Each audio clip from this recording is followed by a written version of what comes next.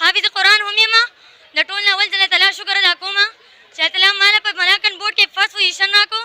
د تعلیم حاصلولو په لاره کې پرده چې دی دا یو رکاوټ نه دی.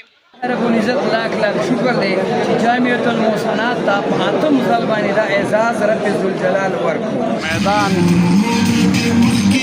محسنات مدرسې سنګولۍ طالب علم یو ځل بیا چې کوم یم اولنی او دریم پوزیشن چې کوم دی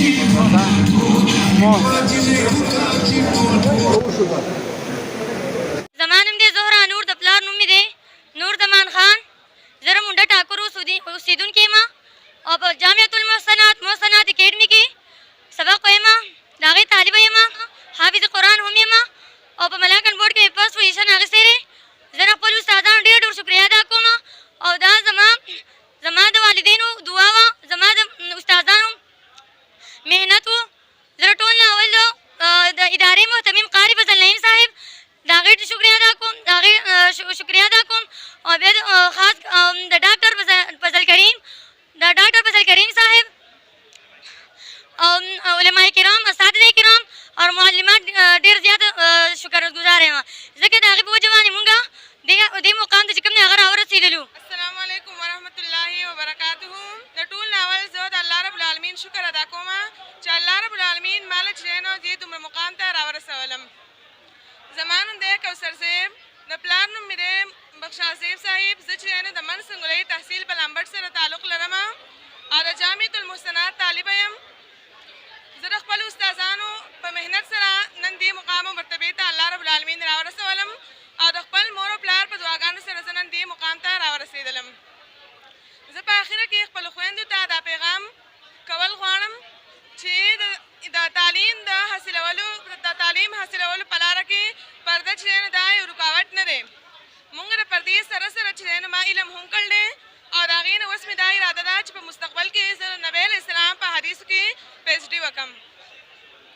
په اخره کې چې دی نو زه د یو شاعر په ژبه باندې خپلو خویندو ته دا پیغام اروم: افرادو کے ہاتھوں میں ہے اقواموں کی تقدیر، افرادو کے ہاتھوں میں ہے اقواموں کی تقدیر، ہر پردے ہے ملت کے مقدر کا ستارہ. الله رب العزت لاکھ لاکھ شکر دی چې جامعة المحسنات ته په اتم سال باندې دا اعزاز رب ذوالجلال ورکړو. او دا زمونږ ولسمه ماشومه ده چې په دې محسنات اکیډمي کې 19 پوزیشن ورکړي. مونږ حکومت پاکستان ته ډالۍ کړلې، دا ضلعي حکومت او صوبایي حکومت مونږ 19 پوزیشن ورکړي. الحمدلله ثم الحمدلله. یوازې د ملکان کوم نه دی بلکې په فعال پاکستان کې هم څو پوزیشنونه اخیستي دي. د هغې سره دا 19 ماشومان دي. په دې کې زموږ سره 60 اساتذه کرام چې دي او ورسره چې دی 800 طالبات یې تعلیم دي. د دې طالباتو سره زموږ 110 ماشومانان هغه یتیمانان دي چې هغه کې داسې ماشومان هم شته چې نه پلار شته او نه مور شته او هغه الحمدلله اولنۍ ماشومه کې پوزیشن اخیستی و. هغه یتیمه ماشومه وه او په هغه کې زه وزیر اعظم صاحب ایستلی وم، بیا وزیر اعلی صاحب، بیا وزیر تعلیم صاحب، بیا وزیر خزانه صاحب. الحمدلله دا پوزیشنونه د الله تعالی احسان او نعمت دی. الله تعالی دې موږ له د آخرت پوزیشن راکړي.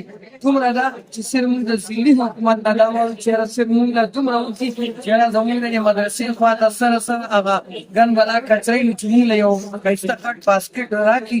2 کاله وشو موږ هغې ته درخواست ورکړی دی او د اوسه پورې موږ ته باسکټ میلاو نه شوی.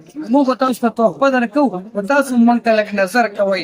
صوبایي قیادت او باقي حکومت ته دا دغه ده. بس الله انشاءالله